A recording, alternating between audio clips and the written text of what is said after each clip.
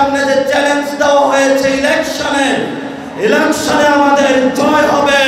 কোনো অস্ত্রবাজ, কোনো টাকাবাজ, কোনো স্বৈরতন্ত্রবাজের জায়গা হবে না।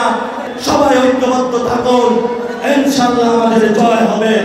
আপনারা 5 তারিখে যেভাবে ঐক্যবদ্ধভাবে হাসিনাকে বিদায় করেছেন, তেমনি ভাবে আগামীতে আমাদের সামনে যে চ্যালেঞ্জ দেওয়া হয়েছে ইলেকশনে আমাদের জয় হবে।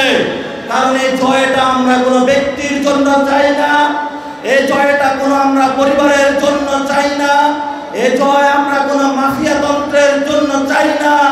এই জয় আমরা চাই চাঁদাবাজদের বিরুদ্ধে, এই জয় আমরা চাই টেন্ডারবাজদের বিরুদ্ধে, এই জয় আমরা চাই মাফিয়াতন্ত্রের বিরুদ্ধে, এই জয় আমরা চাই স্বৈরতন্ত্রের বিরুদ্ধে। এই জন্য হাজীগঞ্জবাসী ঐক্যবদ্ধ হন, তরুণ যুব ঐক্যবদ্ধ হন, যারা সিনিয়র সিটিজেন রয়েছেন তারা ঐক্যবদ্ধ হয়ে হাজীগঞ্জ শাহরাস্তিদের মাটি মানুষের জন্য যে আগামী ইলেকশন আসতেছে, সেই ইলেকশনে তরুণদের জয় হবে। এই জয়ে আল্লাহ সহায় হবেন। এই জয়ে কোনো মাফিয়াতন্ত্র, কোনো অস্ত্রবাজ, কোনো টাকাবাজ, কোনো স্বৈরতন্ত্রবাজের জায়গা হবে না। জয় জনতার হবে, জয় হাজীগঞ্জবাসীর হবে, জয় শাহরাস্তির হবে। সবাই ঐক্যবদ্ধ থাকুন, ইনশাআল্লাহ আমাদের জয় হবে।